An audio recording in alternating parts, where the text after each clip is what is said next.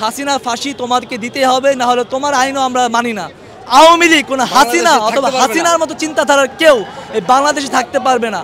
জয় বাংলার দিন শেষ, এখন সবার মুখে মুখে থাকে তাকবীরের জন্য আল্লাহু আকবার। 17 তারিখে আমরা শেখ হাসিনার ফাঁসি চাই। আওয়ামী লীগ অথবা আওয়ামী লীগের চিন্তাধারা, মুজিবের চিন্তাধারা, এটা কিন্তু একটা চিন্তাধারা, ঠিক আছে? যারা একটা দেশের মানুষদেরকে বেঁচে নিতে চায়, যারা জুলুম করতে চায়, যারা দেশের ক্ষমতা কুক্ষিগত করতে চায়, যারা দেশকে কিনে নিতে চায় অথবা বিক্রি করে দিতে চায়, তারাই আওয়ামী লীগ চিন্তাভাবনা করে।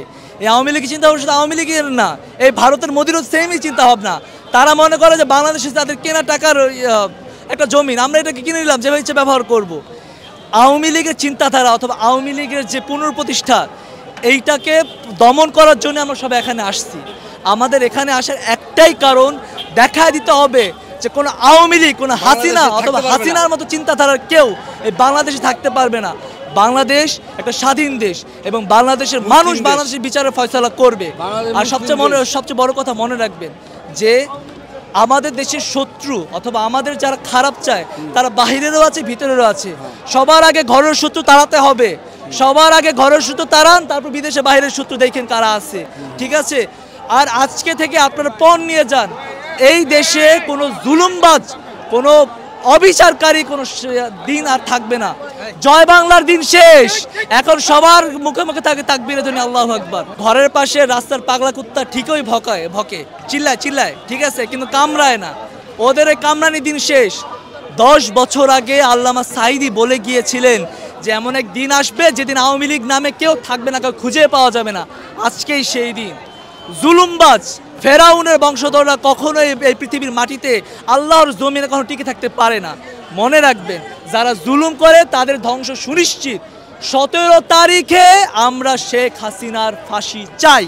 এটা সমগ্র বাংলাদেশের প্রতিটা মানুষের দাবি, প্রতিটা মুসলমানের দাবি, প্রতিটা হিন্দুর দাবি, প্রতিটা খ্রিস্টানের দাবি, প্রতিটা বৌদ্ধের দাবি, সবার দাবি, বাংলাদেশের দাবি খুনি হাসিনা ফাঁসি চাই। জনগণের মতামত সর্বাধিকার থাকে, জনগণ যেটা বলবে সেটাই চলবে, ঠিক আছে? আইন জনগণের ঊর্ধ্বে না, জনগণ আইনের ঊর্ধ্বে না, কিন্তু আমাদের দুজনের অবস্থান একই থাকতে হবে। আজকে জনগণ বলছে যে আমরা ন্যায় বিচার চাই, আজকে জনগণ বলছে যে আমরা হাসিনা ফাঁসি চাই, এবং হাসিনা ফাঁসি দেওয়া জনগণের বাংলাদেশের অধিকার, আমাদের অধিকার হাসিনা ফাঁসি দেওয়া।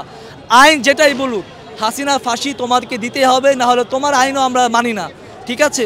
মনে রাখবা, এই পৃথিবীতে অথবা এই বাংলার জমিনে বাংলাদেশের মানুষের কথাই হচ্ছে বাংলাদেশের আইন, এবং বাংলাদেশের মানুষ হাসিনা ফাঁসি চাই, সুতরাং হাসিনা ফাঁসি হতেই হবে। যার ধ্বংস আল্লাহ করে দিয়েছেন তার কখনোই সুপথে আসা হয় না। হেদায়েত আল্লাহ তাআলার হাতে। আল্লাহ তাআলা আওয়ামী লীগের হেদায়েত নিয়েই নিয়েছেন, ঠিক আছে? এটাই আওয়ামী লীগের জন্য সবচেয়ে বড় শাস্তি, যে তারা মরে যাবে, তারা ধ্বংস হয়ে যাবে, তাও তারা হেদায়েত পাবে না। ঠিক ফেরাউনও ছিল, নীল নদে ডুবে মরার আগেও সে ঈমান আনে নাই। আওয়ামী লীগও মরার আগে তার ঈমান আসবে না। যেই পাপ করছে সেই পাপের প্রায়শ্চিত্ত তাদেরকে করতে হচ্ছে, এবং তারা মৃত্যুর আগ পর্যন্ত করবে ইনশাআল্লাহ।